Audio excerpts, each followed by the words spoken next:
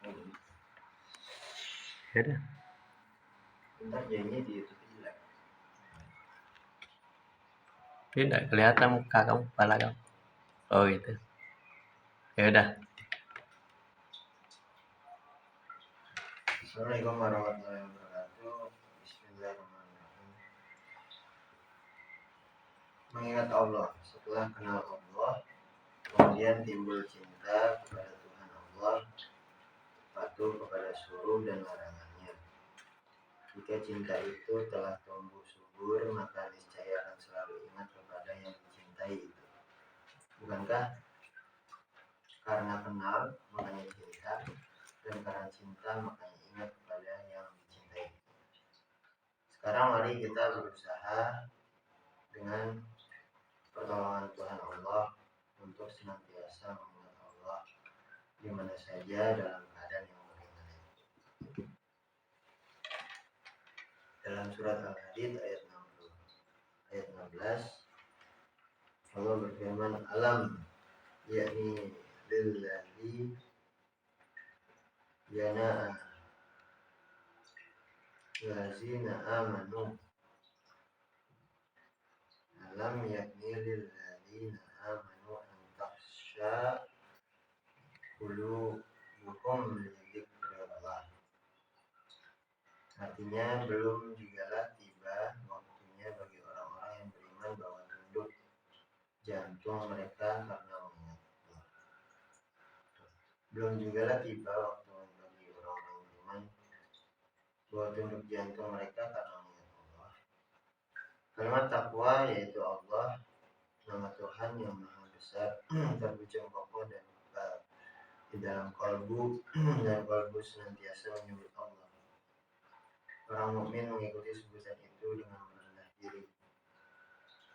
Diikuti sebutan itu dengan seksama, penuh kesabaran dan dengan ikhlas. Mengikuti sebutan ini adalah mengingat Allah di dalam kalbu.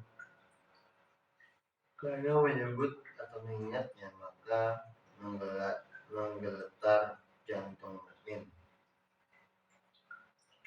Jantung senantiasa menyebut Allah dan orang mukmin mengikuti sebutan itu dalam kalbunya.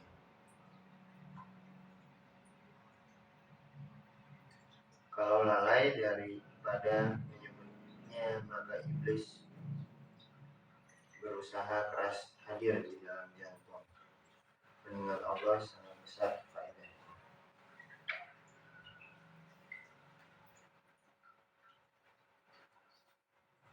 Dalam surat Al-Ankabut ayat 45, wala zikrullahi akbar. Artinya dan sesungguhnya mengingat Allah lebih besar faedahnya. Berlomba-lombalah kita untuk banyak mengingat Allah dengan cara yang ditunjukkan oleh Tuhan Allah. Jangan kita lalai oleh karena urusan dunia, karena harta benda dan anak-anak, daripada mengingat Allah. Kita ingat Allah supaya Tuhan Allah benar-benar mengingat kepada kita. Surat Al-Baqarah ayat 152, fazkuruni azkurkum. Maka ingatlah kamu kepadaku supaya aku mengingat kamu. Dengan mengingat Allah itu adalah obat jiwa, akan senanglah hati, terhindar dari rusuh dan khawatir. Ala bizikrillahi tatma'innul qulub. Surat Ar-Ra'd ayat 12. Artinya ketahuilah bahwa dengan mengingat Allah itu senanglah hati manusia. Penawar yang tertinggi lagi berjarak guna menenteramkan dan menyenangkan hati adalah mengingat Allah. Orang yang melupakan mengingat Allah bagi yang dituntutnya hanya hidup di dunia saja, karenanya jangan kita terjebak dipengaruhi oleh orang yang seperti itu. Janganlah kita terjebak dipengaruhi oleh orang yang seperti itu dalam usaha kita untuk mendapatkan pertolongan Allah dalam rangka mewujudkan cita-cita yang tertinggi. Surat An-Najm ayat 29. Wa'arid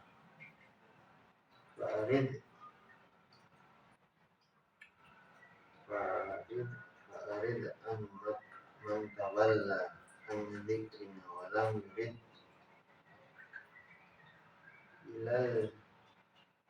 ilal hayat ad-dunya. Surat An-Najm ayat 29 ini, berpalinglah daripada orang yang melupakan mengingat Allah dan tiada yang dituntutnya selain dari apa yang hidup di dunia. Orang yang ingkar mengingat Allah di dalam kalbunya, tiada diragukan bahwa orang itu telah berada dalam kesesatan dan niscaya memperoleh siksa. Surat Az-Zumar ayat 22, Allah berfirman, Wawailul lil qasiyati qulubuhum min dzikrillah ulaika fi dhalalin mubin. Artinya, maka siksalah bagi orang yang ingkar jantungnya mengingat Allah. Orang itu dalam kesesatan yang nyata. Orang yang lalai mengingat Allah di jantungnya adalah orang yang tidak sempurna cintanya kepada Tuhan Allah. Dia tidak cinta karena dia tidak kenal Allah. Orang yang seperti ini lebih banyak mengikuti hawa nafsunya saja, lagi selaku berpikir, berperasaan, berkemauan, bersikap, berbuat dan berulah perangai yang tidak diridhai Allah. Akibatnya siksa dan kerugianlah yang mendatang.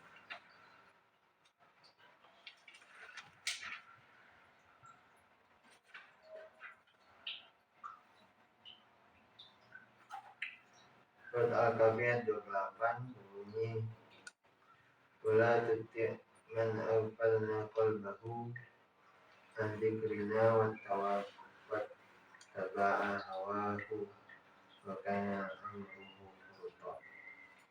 Artinya, janganlah dituntut orang yang hatinya kami butakan dari mengingat kami, sedang dia mengingat kemauan nafsunya dan adalah perbuatannya itu melampaui batas.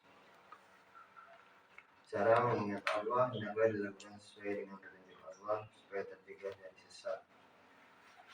Al-Baqarah 19 bunyi, wadzukuruhu kama hadakum wa in kuntum min qablihi laminad dhalin. Ingatkah akan Allah sebagaimana kamu telah ditunjukinya? Sesungguhnya kamu telah sesat sebelum ditunjukinya. Bagaimana cara ditunjukinya itu? Al-Baqarah Al-Araf 205 berbunyi, Bismillahirrahmanirrahim, waskuru rabbaka fi nafsika tadru'an wa khifatan wa dunya al-jahri wa dunal jahri minal qawli bil hudubi wal asali wa la takun minal ghafilin. Artinya, ingatlah Tuhan engkau dalam hati sambil merendahkan diri dan tiada dengan suara yang terdengar, yaitu waktu pagi dan petang hari. Janganlah engkau orang yang lemah. Dari ayat suci ini diperoleh pelajaran bahwa mengingat Allah dalam hati dengan merendahkan diri dan suara yang lembut. Mengingat Allah dalam hati perlu dituntut agar iman teguh terhujam di diri. Selalu mengingat Allah dalam kalbu, niscaya hawa akan mempengaruhi nafsu kepada yang bersifat kebajikan. Dengan demikian, merupakan tangga kepada nafsu mutmainnah, maka akan menjadi baiklah orang. Caranya, sudah diketahui bahwa jantung itu senantiasa berdetak, tiap detak menyebut Allah. Ikuti sebutan Allah itu di dalam jantung kita. Jangan menggerakkan lidah. Jangan pula mendahului sebutan itu. dengarkan lebih dulu dengan telinga, perasaan kemudian ikuti sebutan Allah dalam jantung. Surat Al-Qiyamah ayat 16 berbunyi la tuharrik bihi lisanaka litajala bih.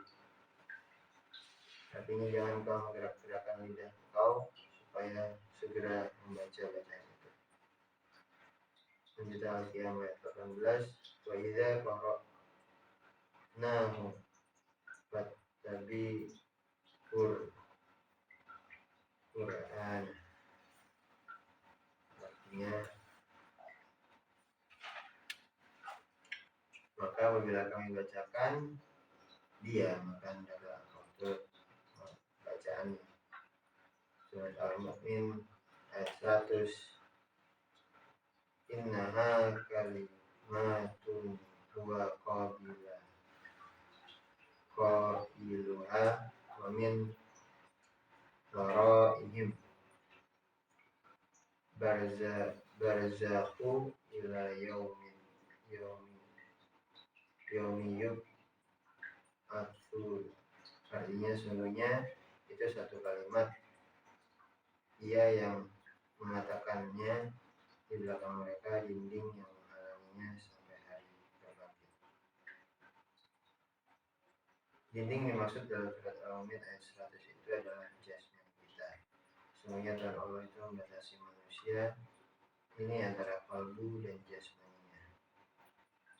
Surat Al-Anfal ayat 24 berbunyi wa'lamu annallaha yahulu bainal mar'i wa qalbihi wa annahu ilaihi tusyarun. Maksudnya dengan ketahuilah sungguhnya Tuhan Allah membatasi manusia dengan kalbunya dan kamu disimpan beradanya.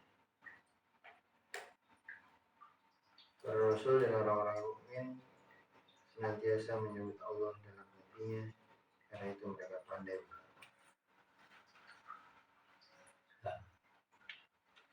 Coba kamu simpulkan apa tuh? Mengingat Allah itu harus dilatih. Coba ya dulu apa katanya itu? Kesimpulannya itu. Kesimpulannya mengingat Allah itu harus dilatih memang.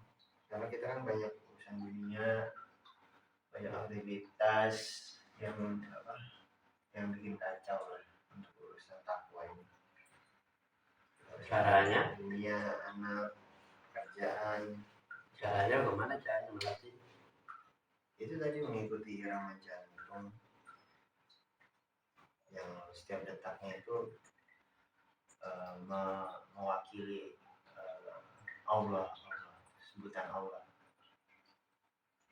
Tanpa harus menggerakkan bibir, kita rasakan detak jantung Allah. Mengapa kita harus mengingat Allah? Supaya kita terhindar dari hawa nafsu yang buruk dan dekat ke hawa nafsu yang mutmainnah, hawa nafsu yang baik. Ya. Coba ulang lagi. Supaya apa? Kenapa?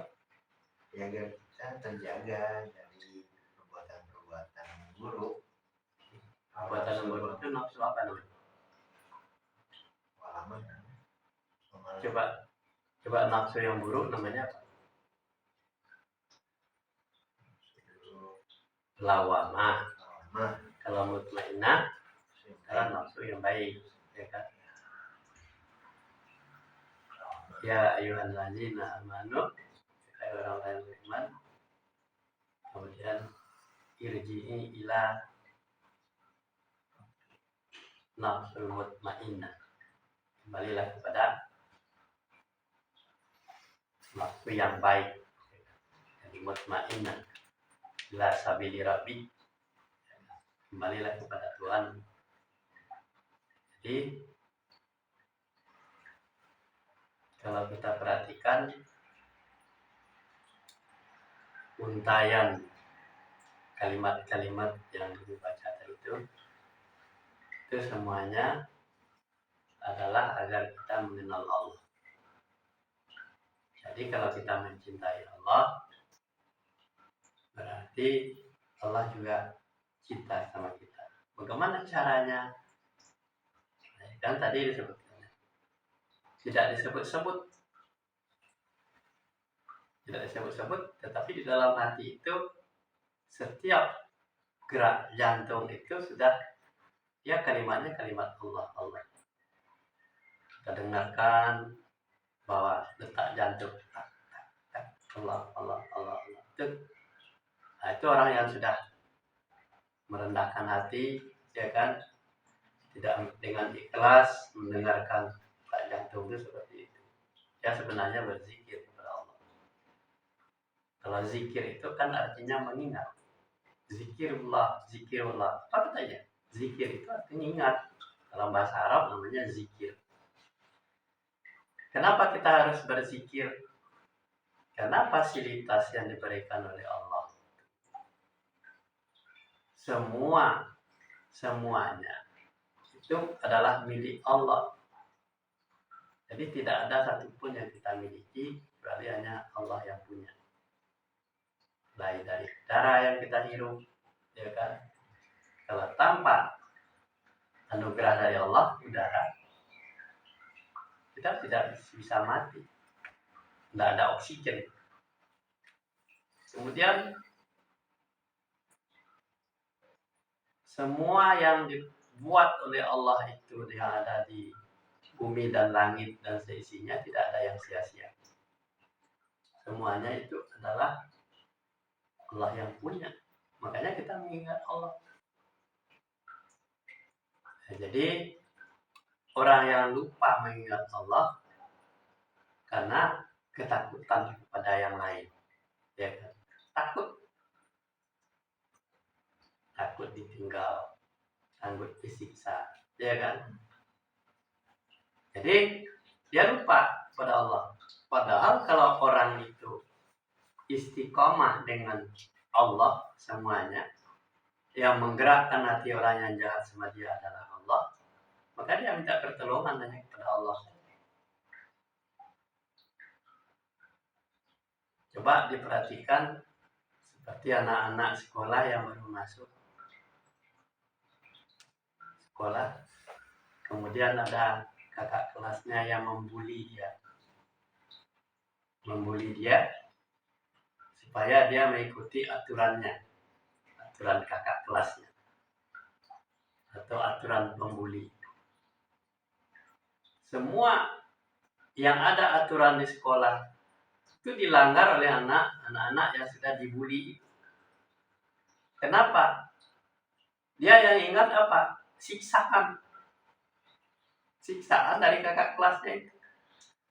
Misalnya, kamu harus bawa ini dan itu. Dibawa oleh dia anak itu, karena dia takut akan diancam, akan disiksa. Ya kan? Itu namanya bullying, itu seperti itu. Ditekankan, diberikan pelajaran-pelajaran kepada anak-anak yang masih tidak tahu apa-apa. Kalau masuk ke kelompok ini, kamu gini. Harus patuh pada saya. Itulah kira-kira. Jadi jam berapa saja orang tua juga dilawan sama dia, sama anak-anak. Jam sekian harus ngumpul di sana ya. Kalau ada awas. Nah, diancam dengan menyiksa, dipukulin, ya kan? Coba diperhatikan anak-anak sekolah. Itu bullying itu adalah sesuatu pendidikan membuat anak itu ingat kepada siksaan yang akan dideritanya kalau dia patuh. Kalau dia tidak patuh, kalau tidak taat kepada apa yang ditekankan. Itu namanya pendidikan yang cara mengingat siksaan, ya kan? Nah, jadi kalau bagi Allah itu di dalam Al-Quran mengingatkan kepada kita, hati-hati kamu. Tetapi kalau kita tidak baca, tidak ungkap apa yang di dalam Al-Quran itu, kita tidak akan tersalah. Tetapi kalau bagi anak-anak sekolah, karena diungkap hari itu juga bisa disiksa, hari ini dia melanggar langsung disiksa, Akhirnya dia tidak mau mengerjakan yang baik-baik. Besok kamu harus terlambat masuk. Peraturan sekolah harus masuk tepat waktu. Kalau tidak, kamu dikeluarkan. Justru anak-anak yang terlambat itu anak-anak yang sengaja terlambat, dia memperlihatkan kepada kakak kelasnya itu bahwa dia menantang aturan yang ada di sekolah. Ya kan? Kenapa? Makin banyak anak-anak terlambat, makin besarlah kelompok dia itu yang menantang aturan itu. Ini masalahnya. Itu bullying itu adalah berbentuk verbal, berbentuk siksaan, berbentuk ancaman, ya kan? Dengan anak-anak itu takut dia. Nah, jadi bagaimana caranya kita di dalam hidup ini kita takut akan siksa Allah. Kalau kita melanggar aturan-aturan Allah, pasti siksaan yang terjadi. Kata Allah, memang di dalam Al-Quran berbunyi, orang-orang yang lalai terhadap mengingat Allah, tempatnya bukan di surga, tempatnya di neraka. Ya kan? Orang-orang munafik, orang-orang miskin, orang-orang kafir, tempatnya di neraka. Dirasakan tidak oleh orang-orang yang kafir hari ini? Tidak kan? Tapi halus sekali. Makanya Al-Quran itu bicara seperti itu. Sebenarnya Allah itu bicara tidak langsung kepada orang itu datang. Tapi kalau dibullying itu langsung hari itu didengarkan, dirasakan siksaan. Nah, dia kan sama dengan orang yang mencuri, ya kan? Mencuri tertangkap oleh polisi. Apa ancaman-ancaman yang diberikan kepada orang yang mencuri? Dia akan bela diri kalau dia mengaku, dia masuk penjara, ya kan?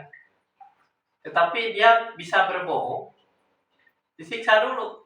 Ngaku aja kamu gini-gini. Itu namanya bullying. Tapi kalau orang itu lidahnya itu diucapkannya, kalau di dalam Al-Quran itu hatinya itu mengikuti. Makanya mengingat apa yang diingat itu Allah, ancaman Allah itu. Kalau saya ini nanti sudah susah payah berusaha, susah payah beribadah kepada Allah, tapi kalau nanti amalan saya ditolak. Semuanya tidak ada berarti sama sekali kalau orang itu tidak ingat Tuhan. Itu masalahnya. Semua fasilitas diberikan oleh Allah.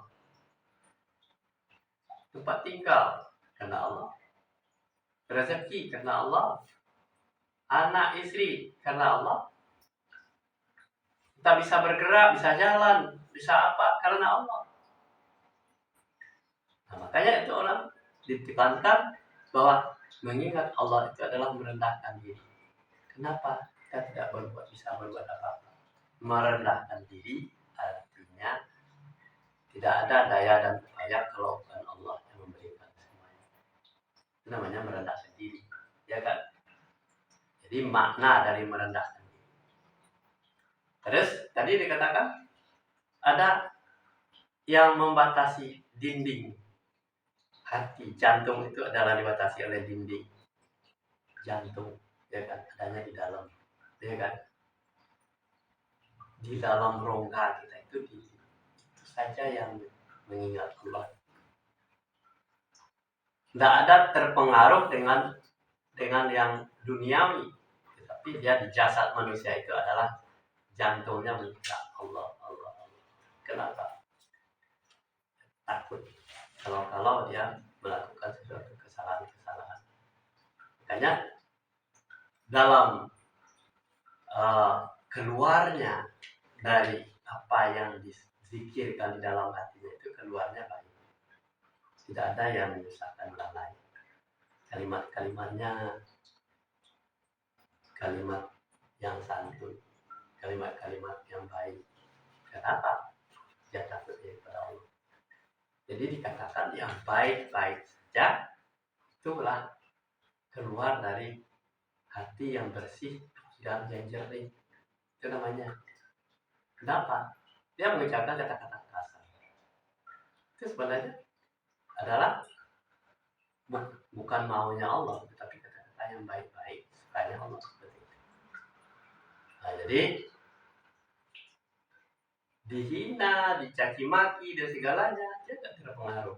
Itu namanya dinding, ya kan? Dinding pembatas. Apakah direndahkan atau diapakan oleh manusia-manusia yang lain, biarlah dia menjadi orang yang seperti itu, asal jangan Allah menghina dia, asal jangan Allah murka kepada dia. Kalau hanya orang-orang hanya ucapan-ucapan yang tidak baik-baik, yang memancing untuk kita berkonflik, memancing untuk kita emosi, memancing kita naik darah, itu berarti bukan level kita, itu level iblis, ya kan? Nah, jadi makanya selalu dilatih itu seperti itu latihannya. Kalau kita mau jadi orang baik, melatih diri kita itu dengan ilmu pengetahuan yang ada di dalam diri kita itu namanya melatih. Kalau kita tidak berlatih sama sekali, tidak tahu kita apa sih mengingat Allah itu seperti apa, tidak bisa mengingat seperti pelajaran. Mengingat Allah itu adalah pagi dan petang. Kenapa pagi dan petang? Memang pagi aja? Tidak, pagi dan petang, pagi sampai petang, ya kan? Pagi sampai sore mengingat Allah itu. Jadi disebut Allah, mengingat Allah pagi dan petang. Berarti tengah waktunya tak mengingat Allah. Harus mulai startnya pagi sampai sore itu mengingat Allah, supaya pekerjaan kita itu selalu ada di rel yang benar, ya kan? Baik cara kerja kita, cara ucapan kita, cara ibadah kita, selalu kita mempertebal wawasan kita untuk kembali kepada Allah. Nah, jangan sampai kita di antara di pagi saja jam sekian nih doanya, berarti nanti sore doanya gitu. Bukan begitu. Mulai start pagi sampai sore, ya kan? Kita berusaha untuk kita membesarkan diri kita itu dengan zikir kepada Allah. Apa yang dilakukan?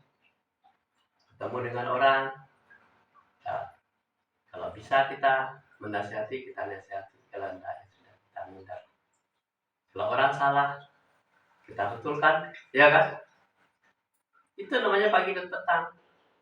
Kalau kita orang salah, kita sampaikan dari bagaimana kalau kita dengan cara yang santun menyampaikan kepada orang itu supaya dia baik.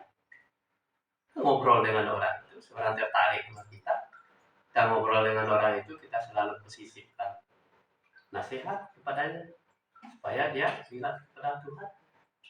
Karena ada orang tidak tahu, tidak ingat kepada Tuhan. Itulah namanya pagi dan petang itu seperti itu. Siapapun yang kita temui di dalam hidup kita, bagaimana menyenangkan orang itu, tidak menyusahkan orang, itu namanya mengingat Allah. Jadi kenapa kita khawatir sahabat kita, teman kita ini kok tidak pernah diingatkan, gitu kan? Padahal kita selalu ngumpul dengan dia, sedikit-sedikit disampaikan. Itu. Jadi ucapan-ucapan kita itu selalu bermakna dengan orang. Jangan sia-sia. Gitu. Jadi makanya kita butuh wawasan pengetahuan. Kalau kita tidak punya di dalam diri kita itu ilmu pengetahuan seperti itu, bagaimana mengenal Allah, cinta kepada Allah, itu bagaimana mau bisa menasihati orang, bagaimana mau bisa menyampaikan sesuatu yang baik kepada orang. Kenapa di dalam hati kita tidak ada? Kita tidak punya modal, ya kan? Tuh. Dah. Paham ya? Hah? Nah, itu namanya dinding, itu artinya adalah jasad kita itu ada di dalam hati kita, dalam hati kita itu. Kita mengingat Allah karena banyak fasilitas yang kita terima dari Allah.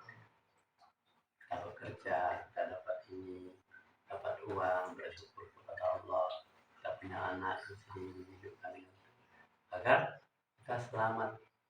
Yang dimakan oleh keluarga kita adalah halal, ya kan. Jangan sampai kita bekerja itu pekerjaan yang kita lakukan untuk memberikan nafkah kepada keluarga kita dari yang haram. Itu namanya mengingat Allah. Kalau cari yang halal, kemudian setiap waktu kita sholat tepat waktu, kita tambah wawasan pengetahuan kita dengan kalau kita ibadah ini sudah benar apa belum, bacaan kita sudah benar apa belum. Nah, itu semuanya adalah mengingat. Ya itu dulu lah. Ya, mudah-mudahan besok dilanjutkan lagi.